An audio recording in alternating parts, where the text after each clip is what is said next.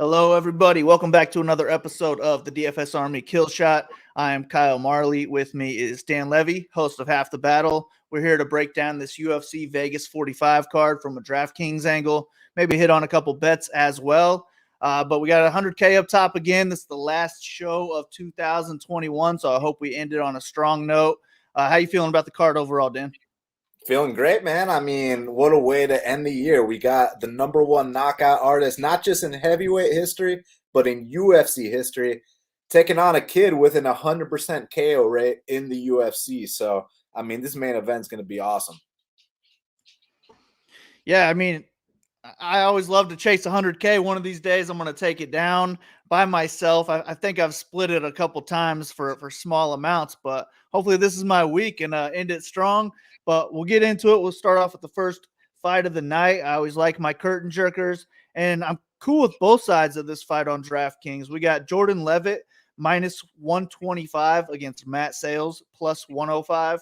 How do you feel about this fight? Break it down for me. Yeah, I mean, I see it being a pick 'em as well. Like, Sales has a big edge on the feet. If he can either survive the early jiu-jitsu storm or potentially just start stuffing takedowns off the bat or survive that storm and then make Levitt shoot from a mile out, make him try to pull guard, and then from there, try to get him to stand up with him again. Because on the feet, Sales has a huge advantage. So, I mean, it's tough because it's like, is Levitt going to choke him out in the first round or is Sales going to knock him out? It's one or the other. So, I mean, most likely one of these guys is getting a finish. So I would target it. I lean Sales to get that knockout. So give me Sales. Yeah, I agree. I think both of them have a high ceiling. Sales being a knockout, Levitt being a submission. But if it goes all 3 rounds, I think Levitt can score well as well if he's doing well on the ground, winning at least 2 rounds, because that's really all he's got here. He's got no striking at all to offer to anybody at this point. There's no way he's had time to really improve that. So if he's going to win, it's going to be grappling heavy, and that's what scores well on DraftKings. So if he gets his hand raised at all, I think he's scoring okay. And then Sales, I mean, if he's able to stuff takedowns, then I feel like he's going to knock Levitt out at some point. But if he puts up a striking clinic, then he can score well also. I would worry about Sales spending maybe all the first round on his back and not scoring at all. Then you only get 2 rounds to work with, something like that. But we got minus 175 that the fight doesn't go to a decision. Both guys can clearly dominate in one area. So I'm cool with both sides of this fight. I'm going to take your side as well. I got Sales by knockout in this one, so he'll be my preferred choice. But this is one of few fights on the card that I'm cool targeting both sides of. I like a handful of underdogs on this card, so I'd rather just target them rather than underdogs I'm picking to lose. But this is one I'm cool doing like 25 or 25% of each guy in my GPPs. And if I had to put one in my single entry, it'd probably be Sales. Next one on the card, we got some heavyweights. Dante Mays minus 195 against Josh Parisian plus 165. I just saw on Twitter right before we started that a heavyweight missed weight. Did you see that and know who it is? I don't know if it's this fight or not. Yeah, it was Justin Tafa. He came in Oh, wow. 267 pounds. Okay. That's not great for him, but at least we don't have anything in this fight. But how do you feel about this? And break it down for me. I mean, I got to be 100% honest with you, man. I haven't been impressed with Parisian at all. But to give him some credit, like at least he's going to throw. But on the flip side, he gets hit so much. So it's like it's tough. At the lower level, he might have like a good volume style and he might be able to like take an ass whooping up front and then come back in the latter rounds.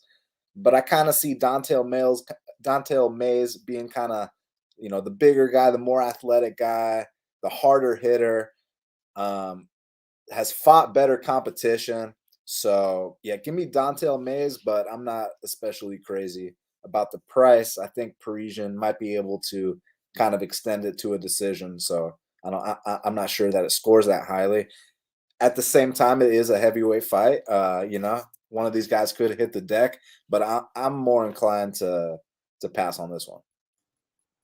Yeah, I mean, these are both just two low level heavyweights. I do agree that Mays is the more talented, more athletic striker of the two, and this is probably a striking match, but I think it would be smart of Parisian to make this more of an ugly fight, get it against the cage, get some control time there, maybe search for some takedowns. If you can land 1 or 2 takedowns, that could be all you need to beat a guy like Mays.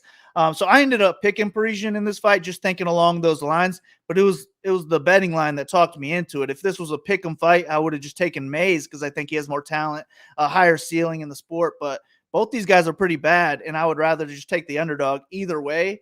But I think Parisian can score well in a decision if he is getting that control time, racking that up. I think he can put up a decent pace as well.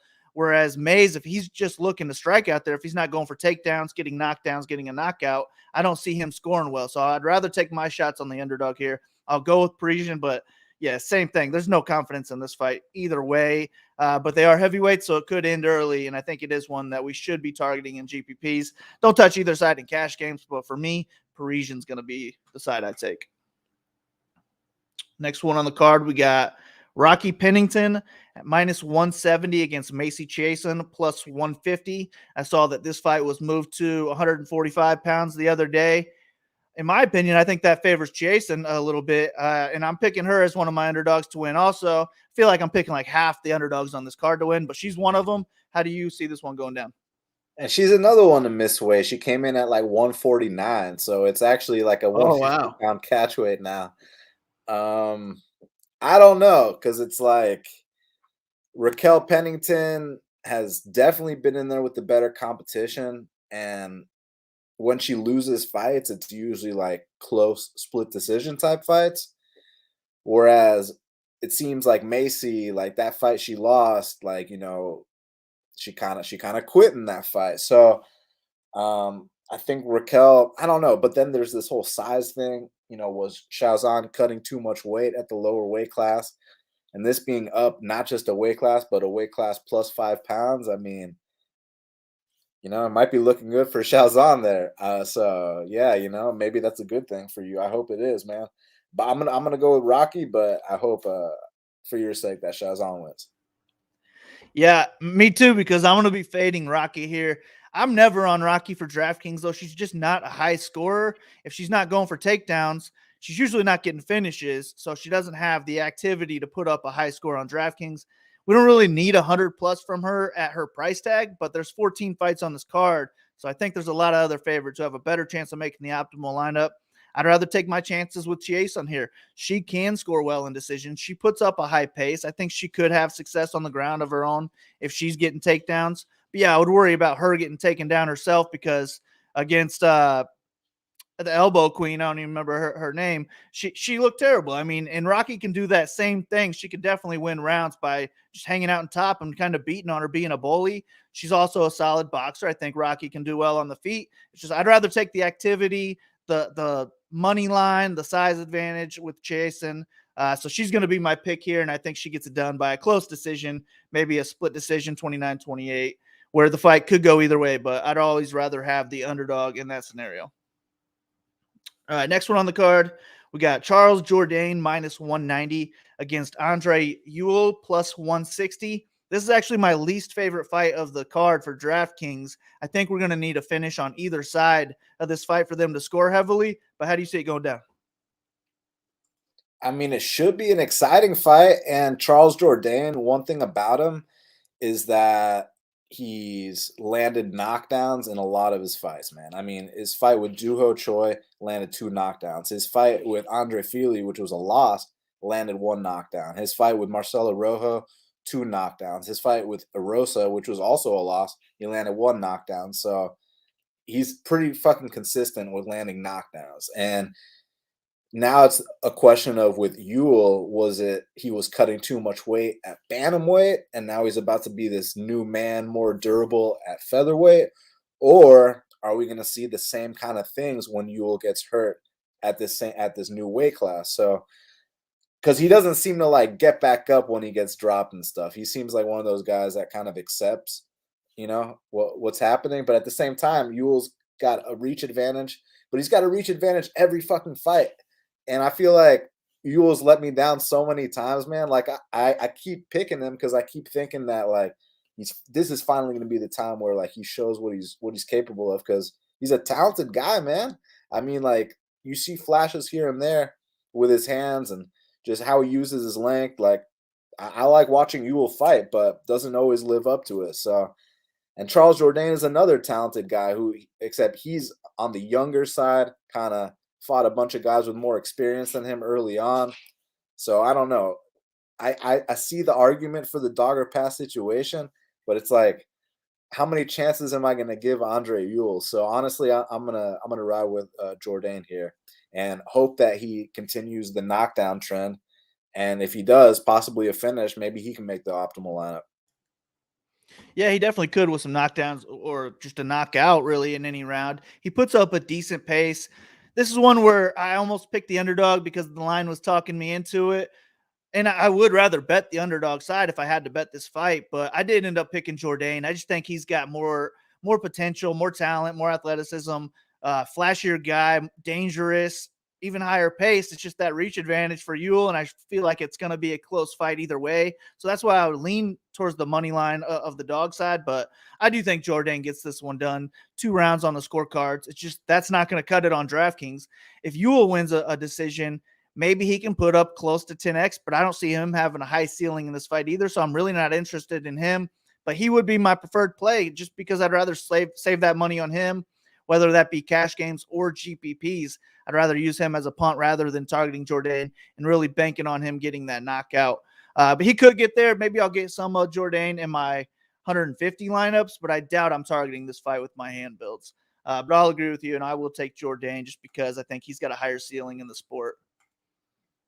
Next one on the card, we got another missed weight fighter, Sijara Eubanks, minus 160 against Melissa Gatto, plus 140.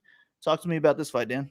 Yeah, this is another one where, like, how are you supposed to read into the weight miss here? Because there's literally 2 narratives you can buy into. First one is, well, it's Sijara Eubanks' game plan to get on top of Gatto. These extra pounds will help her be heavier and help her hold down Melissa Gatto to a win. That's one narrative. The other narrative is this weight cut is gonna, bring back those cardio issues that Sarge used to have and make them reappear earlier on than they normally would in the fight. So it's like, which one of the 2 is it going to be, right? So I don't know, man. I mean, because it's like Melissa Gatto's talented. I like everything I've seen from her. It's just about, like, is she ready right now to compete at this level? But Sarge, isn't her record like 6-7 or 7-6 or something?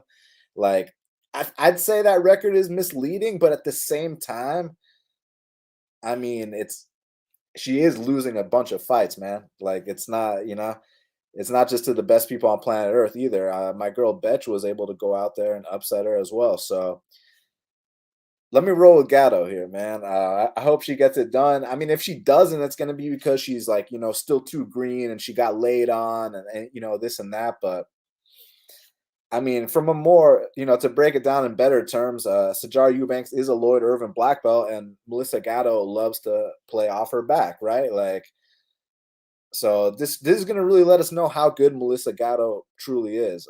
So hopefully she's on that level already. And I'll pick her. She's got more finishing upside on DraftKings too. She finished Carl Hosa and her last fight. Yeah, I'm going to agree. I like what I've seen from Gatto.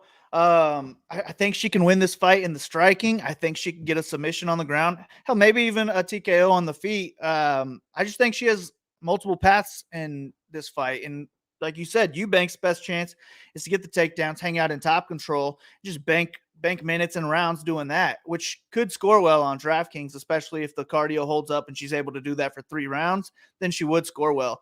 But I'm going to pick Gatto here. Gatto's going to be one of the underdogs I'm targeting in all formats, probably go a little bit overweight. I do think she needs a finish to score, close to 100 points here, because I don't see this just being a striking match where she's putting up 7 strikes per minute, getting a finish along the way. I do think Eubanks will have a little success with takedowns, especially early here.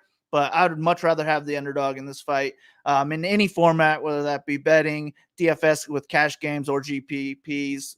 Give me Gatto to get the job done. And I mean, give me the girl who is 10 years younger. I think a higher ceiling in the sport. There's no way we're going to see a Eubanks that's just continuing to grow each fight, especially if she's missing weight. Like, how dedicated is she really to this fight and to this division? Give me Gatto. I would much rather have the upside with her, and I think this fight's a lot closer to 50-50 than the odds indicate. Next one on the card, we got the missed weight heavyweight Justin Tafa, minus 335 favorite against Harry Hunsucker, plus 260. Hunsucker's never been out of the first round in his professional career. He was one time in his amateur career, but he got finished in the second round. So, I mean, not really a lot to hang your head on that one. It's just a guy that doesn't even want to fight in the third round. Like, just the way he looks out there, he's not trying to extend fights. So I think this is a great fight for GPPs because it could end in round one either way. But yeah, definitely give me Tafa. I just am way more impressed with everything I've seen from Tafa. I think he has more power in round one. And then in round two, it's just going to be domination. And if it somehow gets to round three, he's going to finish him there. But Tafa's the guy who can go into later rounds, can keep up the volume, where with Hunsucker, you're really relying on him to get that first round knockout. If he does, he's on the nuts. So I want a little bit of Hunsucker here, but Tafa's a guy I'm very interested in for GPPs. And I think he's one of the better plays on the card. But how do you feel about this fight? Yeah, I mean, someone's hitting the deck here. That's for sure. I think Justin Tafa is the best 4-3 professional fighter on planet Earth, man. Like, straight up. He came into the UFC at only 3-0. Kind of has a bit of that Mark Hunt style. Big left hook, big leg kicks. He's a big Samoan. I mean, the dude comes to bang. That's one thing for sure about Tafa, and so does Hunsucker. But I've seen Hunsucker go down a lot more, so give me Tafa to come out here and knock him out. Yeah, no doubt. I think the 9K range is interesting this week. For cash games, there's really no locks, I would say, but you can just mix them all in the GPPs based on whatever fits. I'm cool with Tafa being a core play in those GPPs. But if that's the case, you probably want at least one hedge lineup on Hunsucker, because if he goes out there, gets the first round knockout, not only is he going to be on the GPP winning lineup, but he's killing off close to half the field who had Tafa in their lineups also. So I do think Hunsucker makes for a solid GPP play in that, 100K to first type of tournament, something really deep where people aren't going to be on him, but he has a clear path to 100 plus points. But give me Tafa to knock him out. Next one on the card, we got Raoni Barcelos minus 350 against newcomer Victor Henry plus 270. Henry had to take this fight on late notice. And damn, what a tough UFC debut fight to start with. Barcelos, I think he's just better everywhere in this fight. I like him. He's one of my favorite plays on the card. I would actually say he's my most confident pick on the card outright. My favorite parlay piece, if you will. I like him in GPPs. I like him in cash games. I think he can win this fight anywhere, whether it's a knockout, submission, or a clear decision win. Give me Barcelos to roll here. But how do you think this fight goes down? Yeah, I mean, Barcelos, man, I think that, honestly, he's got the skills to be a top 10 guy right now. Like, I think he's that good right now. And he's flat out in his prime. He's a serious jiu-jitsu black belt. I mean, his dad's a red belt, and there's only, like, I think 10 to 30 of those on planet Earth. And he's a black belt under his dad. So that means that the lineage he comes from is elite of the elite. And then he can also knock guys out too. He's got one punch knockout power. His hands are on point. I personally, and I know I'm on an island on this one, I personally don't think he lost that last fight to Valiev. I get why he lost. Like, it makes sense why he lost. But, like, only one guy, like, almost went to the shadow realm in that fight. And it wasn't Raoni Barcelos. You know what I mean? So between them two, they know who won that fight. And I would rank Raoni ahead of Timur in the rankings. And that's all due respect.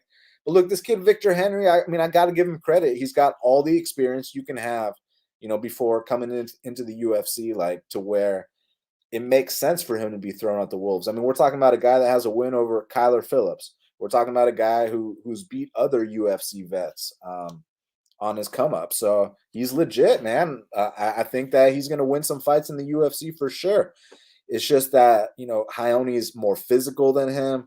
Raoni, there's not really a weakness in Victor Henry's game. It's more that sometimes, guys can kind of overpower him. They can, he trusts his jiu-jitsu a lot. Henry comes from, Josh Barnett. Josh Barnett's like his his coach or whatever. So, they believe a lot in their ground game. So sometimes he'll go to his back a lot. He'll attempt submissions, and that's just not going to work here. And then on the feet, you got to worry about Victor Henry's kicks, but Barcelos has that nasty boxing, and I think that, I think Barcelos is going to get it done. So, yeah. As far as scoring highly, this kid Victor has never been finished in 26 pro fights. I mean, there's always a first for everything, right? And it is his UFC debut. But I don't know. He seems pretty fucking durable, man. So I'm not sure if Ione gets the finish, but I definitely think Ione gets the win. Yeah, and I don't even know that he needs the finish to score 100 plus points here. I only watched, I think, like 3 or 4 of this Henry guy's fights, and it was earlier in the week, but I feel like he was struggling in the grappling in all those fights, really, especially early in the fights. He's fending off submissions. He's the one on the bottom. That's not a good recipe against Barcelos, and I think Barcelos can finish him there or just score well, just racking up takedowns, doing well in top control. Landing the ground strikes. I think he can land at a high pace on the feet, land a knockout there. Also, yeah, I'm super high on Barcelos. I like him in all formats. I think in my write-up, I put that he's close to a core play, and I do have one core play on the card, so I'd say Barcelos is my second favorite play altogether. All right, next one on the card, we got Gerald Meerschaert minus 240 against Dustin Stoltzfus plus 195. Meerschaert's a guy that I like to target when he's an underdog. I don't love the minus 240 price tag here on him, but at the same time, I just don't know where Stoltzfus is better. So I do have to agree with Meerschaert being somewhat of a heavy favorite here. I think he can win this fight on the ground. I think he can even win the striking here. So I am going with Meerschaert. I worry a bit about the score if this is not a grappling fight. If this is a striking match, I just don't see it being high paced. And I don't know that either guy's getting a knockout, so I just don't see a high score coming that way. But I would expect us to see some grappling here, so I'm okay targeting both sides. And if Stoltzfus is going to win, I feel like Meerschaert just allows takedowns, so maybe he can get some takedowns himself, get it done. I just have a hard time seeing that in my head, so I don't really want to target Stoltzfus with my hand builds. I'll throw him in a couple of my 150, but for me, the preferred play is going to be Meerschaert. I think he has the better grappling, more likely to get takedowns, can put up a high score. So I'll go with him, but I'd rather target other people on this card if I had to pay up. It's a tough one, man. I mean, on one hand, Gerald Meerschaert has the most submissions in UFC middleweight history. I mean, more than Damian Maia. And, if you're not quite ready for that level, he's going to go out there, he's going to finish you. And Stoltzfus, I mean, listen, he's had a tough welcome to the UFC, man. I mean, Kyle Daukaus in his debut, Rodolfo Vieira in the subsequent fight, now GM3. At least he's had somewhat similar looks to GM3 in his last 2 opponents. I mean, I know they're different, but the goal, like where they want the fight to take place, is the same. So at least Stoltzfus has had a similar look 2 times with the last 2 guys he fought. I mean, they're all 3 of them are black belts.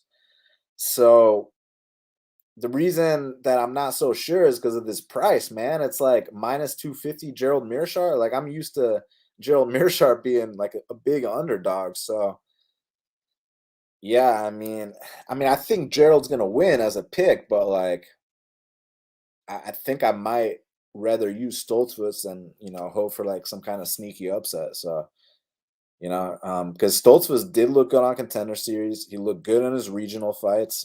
He just had 2 really tough matchups out the gate. And I'd say both those guys have better wrestling than Gerald. Just Gerald's submission game and his body kick are disgusting. So, and his experience just makes up for a lot. So I don't know. I'm kind of stumped on this one just because of where the line is, but I'll pick Gerald to get it done. And I mean, if he extends the record for most submissions in middleweight history, good chance he makes the optimal lineup. Yeah, I mean, plus 100 inside the distance. That makes me like Meerschaert more. It's just that I would really worry about a striking match here if for some reason he's worried about the ground game or just can't land takedowns of his own. I feel like he can win a striking match here, and that would be bad for DraftKings. But I will take Meerschaert. I think he can win anyway, really, in this fight. So he's the pick I would rather have. But on the other end, if you think this fight's close, Stoltzfus should go very overlooked, I would think, on this card. So maybe he's a good contrarian underdog play. But I just don't see me getting there with my hand builds. I haven't built many lineups yet, so maybe that changes when I do. I don't think it does. All right, next one on the card, we got Cub Swanson minus 190 against Darren Elkins plus 160. It's another underdog I like, and maybe it was DraftKings talking me into it because if Elkins is going to win this fight, it's going to be through grappling, and that can score well on DraftKings. We don't even need a finish for him to win on the optimal lineup. We just need him to win at least 2 or maybe 3 rounds, and he can score 100 plus points if he's winning 3 rounds through grappling here. But Cub Swanson's the much better striker. If he can stuff takedowns, he's going to win this fight. Maybe even knocks out Elkins. He could score well. He's got decent volume on the feet. It's just that if he's spending time on the ground, I would worry about how much he's scoring, and I would rather target the underdog here for their DraftKings prices. How do you see this fight going down? I mean, I don't know, man. This is the one fight where I've been going back and forth all week just because, like, these guys can fight 10 times and it's going to be a different outcome every time. I mean, there's the Cub Swanson knocking him out outcome. There's the Cub Swanson beating him up on the feet and stuffing the takedowns outcome.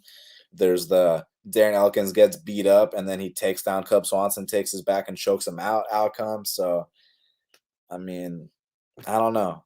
Like, what's going to happen? Like, I mean, Cub's going to fuck his ass up on the feet. This much we know.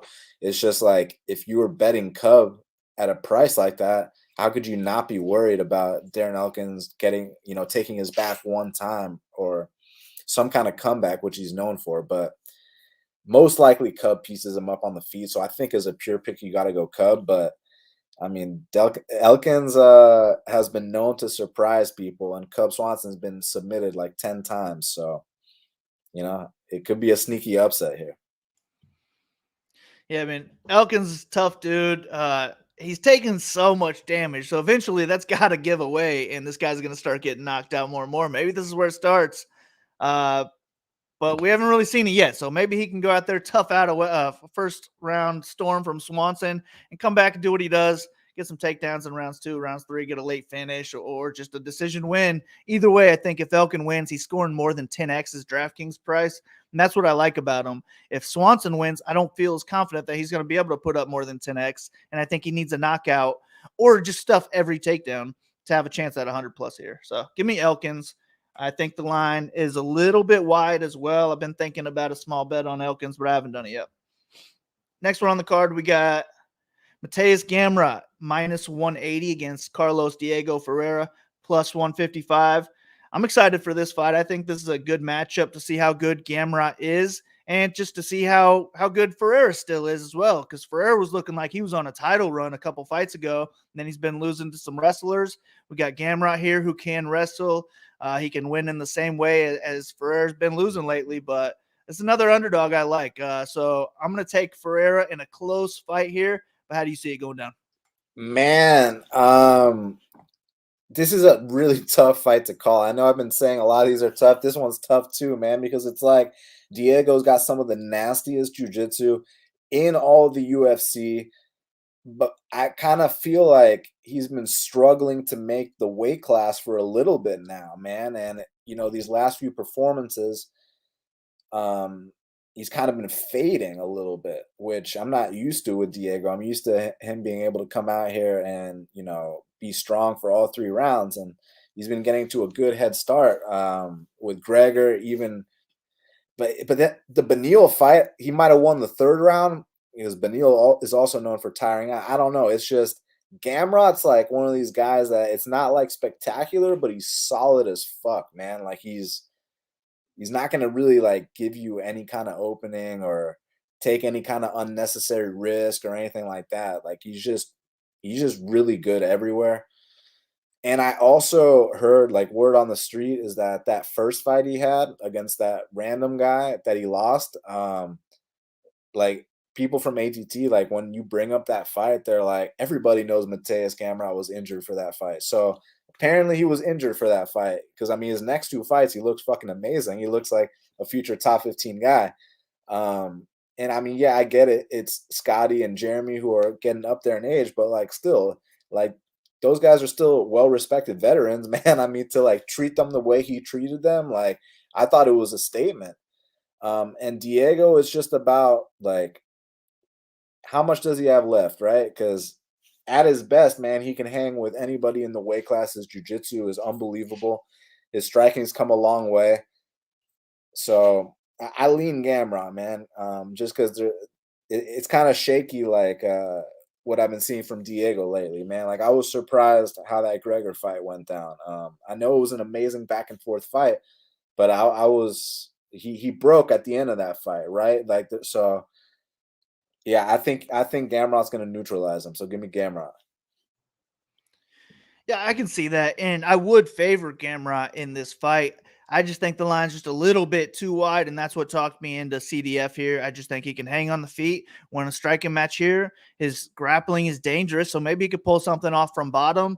I just think that if CDF gets a takedown, then Gamrot could be in some real trouble, where if Gamrot's getting the takedowns, I think he's just going to be winning minutes, racking up some ground strikes. I don't really see him finishing CDF on the ground. So I just think it's a close fight, and I leaned with the underdog for that reason. But totally okay with some Gamrot exposure. He could rack up takedowns in this fight. I like the pace that he fights at. So I'm cool with both sides of this fight, but I'll be more so on CDF, I would imagine. Next one, we got Ricky Simone minus 280 versus Rafael Asuncao plus 225. I feel like that line's been moving a little bit. Yeah. This one where I'm somewhat torn on because, I mean, I'm really high on Simone in general. I think he's pretty much DraftKings gold with the pace that he fights at, the amount of takedowns he can get.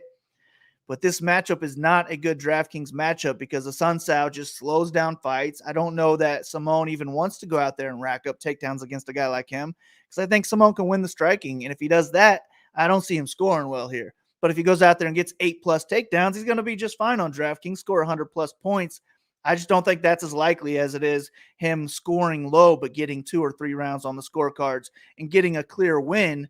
And people know the name Ricky Simone. He's good on DraftKings, so I think the ownership will come. So he's still my pick. I'm picking him to win. I would rather play him on DraftKings. I really have no interest in Asuncao at this point. I think he would probably need a submission to have a chance at scoring highly or a knockout, I guess. Faber put out Simone. Maybe Asuncao can do it. But I like Simone anywhere this fight is, so he's my pick, but I worry about his DraftKings score. So I'm probably targeting these other 9K areas instead. How do you see this fight going down? Is it finally time to give Simone another chance against a 40-year-old semi-legend? You know what I mean? Like, is it time to finally give him another chance? Because you remember what happened when he fought Faber, right? Cost a lot of people a lot of money, including myself. So, I mean, I think it might be time to give him another chance. Because like Rafael Asuncao, I mean, in his day, man, I mean, he beat everybody in the top 10 pretty much. You know, TJ Dillashaw, Aljamain Sterling, Pedro Munoz, Rob Font. This guy's beat everybody. It's just, you know, he's 39 years old. The last couple fights, he's looked awful. And I got a lot of respect for this guy, but I'm just, you know, just to be blunt, the last fight, especially against Garbrandt, fuck the knockout. The performance up until the knockout was the worst Rafael's ever looked. So, I mean, have you seen these numbers Ricky Simone's been putting up takedown-wise? I mean, dude, we're talking about a guy in Ricky Simone that landed 14 takedowns in his Contender Series fight. He lands 2 takedowns against Merab Dvalishvili, which is a huge deal. Lands 7 takedowns against Montel Jackson. Lands 4 takedowns against Jiu-Jitsu black belt Hani Yaya. You got to have a lot of balls just to shoot against Ronnie Yaya, let alone take him down 4 times. He took down Rob Font 6 times, took down Ray Borg 7 times, took down Perello 7 times as well, and then he took down Kelleher 6 times. So, I mean, this guy's out here putting up numbers. And the thing with Asuncao is he's got an 80% takedown defense, so he's not especially known for getting taken down. The thing is, he's getting up there in age, and this might be the right time to catch him. Like, maybe he stuffs the first few initial ones, but if Simone can finally get that takedown, I think he's going to be able to hold down a guy like Rafael Asuncao, especially down the stretch. So that's kind of what I'm hoping happens because I'm picking Simone here. But what I'm afraid of is that Simone gets into a couple unnecessary exchanges, might wobble at the wrong times, which, the judges are going to love that for the Asuncao side. So as long as some stuff like that doesn't happen, give me Simone to outwork Rafael Asuncao. Yeah, I agree. And if he is going for the takedowns, I really don't even care if he's holding Asuncao down. If he's not holding him down, that just means he's going to lead to more takedowns if he's not afraid to be going for him. So I'm all about that, and I think he can land 10 plus takedowns if he wants to do that in this fight. So give me Simone. I'm just going to let the domination station probably choose what I do with him.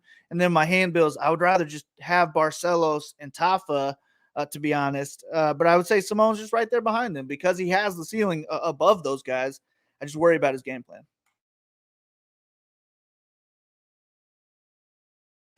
Next one on the card, we got Amanda Lemos, who's looking like she could be a title contender at minus 320 against Angela Hill, plus 250. I think this is a pretty good matchup. It should be a fun fight for as long as it lasts. How do you see it going down? Yeah, I mean, let's see how good Lemos is. I mean, is she going to come out here and destroy Angela Hill? Like that would be a statement, man. Because I mean, Angela Hill has been in there with everybody in the weight class, and oftentimes fights very tough with everybody in the weight class. So, I mean, Hill is proven, stamped.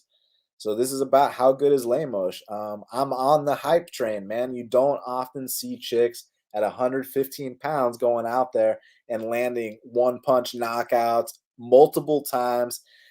She's like a chick Figgy. So I fuck with Davison Figueiredo and that whole style, and they're just explosive, they're violent, they knock people out, they finish people. So that's what I'm here to see, man. So give me Amanda Lemos to come out here and finish Angela Hill in the first round. Yeah, I mean, that would be super impressive if she's able to do that. And I would say she's got a title shot coming her way if she does.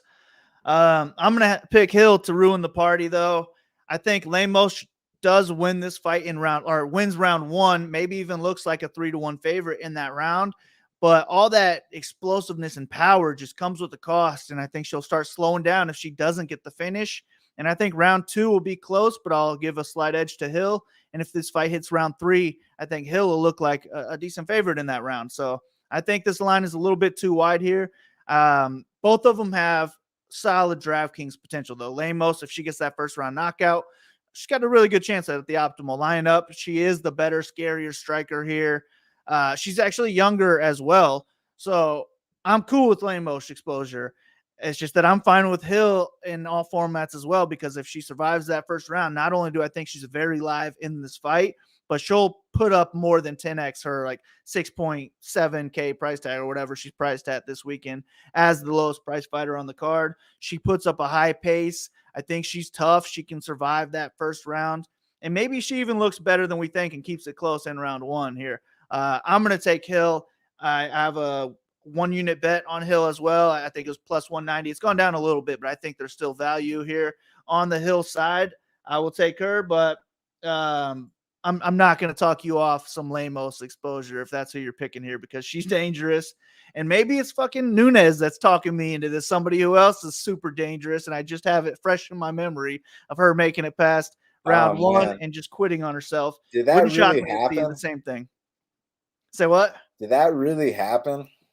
Dude, I still can't believe it. Like I had a good amount to drink that night, so I was out at a bar, but I was literally watching that with my mouth open, and I had to wake up the next morning like was I super drunk and just had a dream that she lost, and I had to look it up, and she fucking lost. I still can't believe it, but I think the same thing can happen here. If Lemos doesn't get that first round finish, Hill just starts taking over, and I don't know that Lemos can handle a beating if she's getting tired here, so maybe she quits on herself. I like Angela Hill. Third round finish as well. I think you could sprinkle a little bit on that plus 3,500. Just a couple bucks, but that'll be a nice payout if it happens. But give me Hill with a third round TKO or a decision victory in this one. Yeah, I mean, listen, I hear the logic, dude. Like, I can't talk you off that at all. I mean, Angela Hill is battle tested. Angela Hill has, like I said, been in there with everybody in the weight class. More often than not, she's fighting competitively with everybody. More often than not. I mean, sometimes Randa Marcos will go out there and finish her in the first round. And Carla Esparza will finish her in the first round. But aside from that, she's competitive with everybody, and the price is, where it is. So I'm interested to see what happens now. All right, yeah, I dig it. Next one on the card, we got a fun one here. We got Stephen Wonderboy Thompson minus 220 against Bilal Muhammad plus 180. On the cheat sheets over at dfsarmy.com, if you're not a member yet, now's the time to sign up. Use promo code Sleeveless. That'll get you 10% off every month that you want to stick around. I think you'll like it. Join the Discord. I'll be in there answering questions. You can hit me up anytime. But on the cheat sheets, I put Thompson as a fade on DraftKings in this fight because it's a 3-round fight. If it was 5 rounds, sure, I'd be more interested. I think he has a clear path to victory. You just stuff takedowns. You're the much better striker. He's hard to take down. He's going to be moving all around. He's difficult to figure out. But even if he does stuff takedowns here, it's going to be hard for him to pay off a $9,100 price tag if he's not getting a knockout and knockdowns along the way. He has been putting up more volume recently, but his last fight was 5 rounds, and his fight before that, where he really started putting up the volume on Luque, he scored 96 DraftKings points, and that included a knockdown as well. I just don't think he gets much higher than that in this fight, and at 9,100, I'd rather take my chances elsewhere. So I don't see me having a single lineup with Thompson this week, even though he could definitely go out there, win 30-27. I think he needs the knockout to score 100-plus points here, and I would rather target the underdog. Muhammad has a clear path to victory as well if he can go out there and get takedowns. Easier said than done, but if he's able to get one takedown, I think he can hang out long enough to win that round, and if you do it one more time, then it's your fight to lose. So I'll take Muhammad. Definitely not a lot of confidence, but if I have to put one of these guys in my DraftKings lineup, I'd rather it be Muhammad, because if he does win, he's going to score more than 10x, where I just don't feel that Thompson does. How do you see this fight going down? Yeah, I mean, listen, I acknowledge the fact that Stephen Thompson beat Jeff Neal and Vicente Luque, who both beat Bilal Muhammad. But that's just MMA math, man. I mean, that literally has nothing to do with this fight. And the reason I say that is in 8 combined rounds that Wonderboy fought against Luque and Jeff Neal, those guys attempted a grand total of 0 takedowns on Wonderboy. And if there's one thing about Bilal Muhammad that you can rely on for the most part, is this guy's going to come out here. I mean, unless you're Damian Maia, this guy's going to come out here and he's going to try to take you down. And we saw, whether it's Stephen Thompson's most recent fight against Gilbert Burns or his second UFC fight against Matt Brown, I mean, dudes that try to take him down oftentimes have success.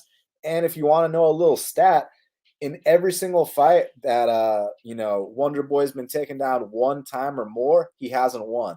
So let's continue that trend. Bilal, come out here, take him down once or more, and get that dub, get that upset. Plus 200 on Bilal Muhammad. I mean, I know this guy's going to fight for my money, and Wonderboy is almost 40 years old. So I just don't see a 40-year-old beating Bilal Muhammad in a fight. I know that Wonderboy is a puzzle, and this and that, whatever, man.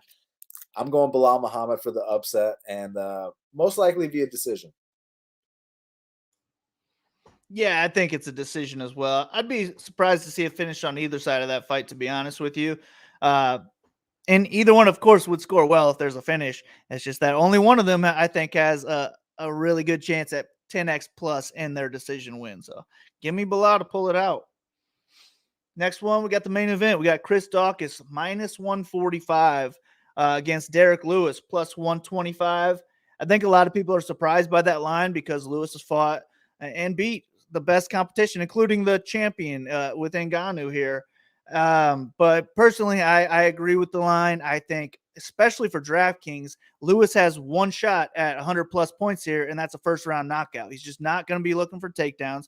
He's not a high-volume striker. So if he gets past the first round, sure, he can get a knockout in any round, but he's not going to get the 90-point knockout bonus that you need for him to get up there. So for me, I think Daukaus has all the paths to victory. He can win a striking match on volume, score more than 10x in a striking match. He can get a knockout of his own. If he gets takedowns on Lewis, I mean, Lewis has nothing to offer off his back other than just getting right back up.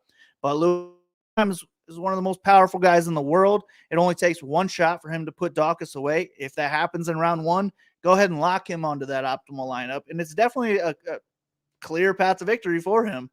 So I won't fade Lewis, but I will definitely be underweight to him. I'm picking Daukaus to get the job done, whether it's a TKO himself or a decision win here. And he's my core play on this card at 8,300. I just don't see how he doesn't score well. Maybe you're just really timid like the Ngannou fight and you're not throwing. I don't expect the same volume, first of all, as he has had in his last fights, but he has 25 minutes to work with. We don't need 100 plus points here, but I think he can put up decent volume, get a knockout, get 85 points in a decision win. I would be okay with that. Also, it's just that I'm fading the knockout from Lewis here. So I expect them both to be somewhat popular. It's the co-main event, but Lewis, with that one chance at 100 plus points, I would rather take my chances and let the field load up on him. And I'll go probably less than half the field's exposure on Lewis, where Daukaus is my favorite play on the card. So I might be, 60%, something like that. I have a feeling I'll have more than 50% Daukaus on this card. So he's my pick. I think he knocks Lewis out. But how do you see this one going down?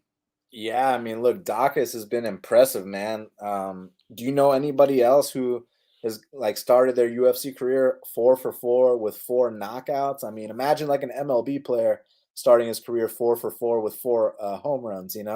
Like that's a big fucking deal, dude. Like, To stop you right there. I don't know off the top of my head, but what about Tom Aspinall? Has he done that? Because when I was thinking about this fight, I was like, I would really feel good about Aspinall beating Derek Lewis, and I would probably favor him a little bit more than Daukaus here. But has Aspinall, has he done that? no, because he submitted Arlovsky. Oh no, yeah, you're right. No shit, I completely forgot about that. But yeah, just off the top of my head, I kind of thought Daukaus and Aspinall were a little bit similar fighters, and when I was looking at this fight, I was like, I wouldn't mind seeing Aspinall versus Lewis either way in his next fight. Aspinall is 4 for 4 with 4 finishes, though. I mean, like Aspinall, it's just cool to see, Francis Ngannou, Cyril Gane, Chris Daukaus, Tom Aspinall, like these upcoming heavyweights, man, are no slouches at all. But as far as this matchup is concerned, I mean, look, I can't question Chris Daukaus' hand speed. I can't question his power, anything. I mean, the guy's on point. The only thing I got a question about is what happens if this fight does hit round 3, round 4, round 5. I mean, the last time he lost a fight was because he unloaded on the guy, and the dude was still there, and then the dude ends up knocking him out. Now, granted, since that point, Daukaus is in much better shape, and look at the run he's on. But Lewis, I mean, I know the way Lewis fights looks a certain way, but the reality is this guy on his record has wins over Francis Ngannou, Volkov, Curtis Blades. I mean, he's beat like all the best guys in the division for the most part. So, I mean, Lewis is a proven elite knockout artist. I mean, he's got the most knockouts in UFC history. So, and it doesn't have to look pretty. He doesn't have to come out here and establish a jab or do anything like that. He can like lose a whole fight and then come back and knock you out. I mean, when you've done it as much as he's done it, I know it's low percentage for a lot of other people, but for Derek Lewis, it's not low percentage. For Derek Lewis, it's honestly high percentage for him to lose a fight and then come back and knock you out. So I see that as an outcome that can happen. Like, it's not going to surprise me if Daukaus is just too fast for him and kind of beasts him early, kind of blitzes him up. Like, that's not going to surprise me, and I can see that happening as well. But I'm going to roll with the dog here, Derek Lewis, to weather this storm and just randomly knock him out after losing the entire fight. So give me Lewis for the upset. Yeah, and he could definitely lose, 4 rounds, still win this fight in the 5th round. No doubt about it. However, on DraftKings, he's going to come with ownership, and if he does that, he's still not going to score well. He's got wins of 38 points, 41 points, and 51 points on his DraftKings log. And I mean, those are terrible. You might as well just take the loss, to be honest, especially as popular he's going to be. So I really want to fade Lewis here. It's just that I can't because he has that first round knockout potential. He could easily end up on the optimal with that first round knockout. It's just that you're really relying on that, especially since he's going to be so popular, being the main event, being a big name, a bigger name than Daukaus. So I would rather just let the field take their chances, and I'll be sweating this fight out for sure. But give me Daukaus to get it done. I'm excited for his future, and I think down the line we will see him and Tom Aspinall. Hopefully we'll see Derek Lewis Aspinall first. I wouldn't mind a similar line on that fight. I'll take Aspinall as well. But I think this is a good fight to end 2021. Hopefully it helps somebody win 100K as well. Hopefully somebody listening. Let's end this podcast with our kill shot of the card. This is somebody we think could be a little bit under-owned, but still end up on that 100K lineup. Got anybody in mind, Dan? What's Bilal Muhammad's price tag? He's cheap, 7,100. So okay, so when he comes out here and scores his usual 88 points, that's going to surpass his price tag. So let me go Bilal Muhammad to land 2 or 3 takedowns and come out here, score 88 points, and be a solid underdog.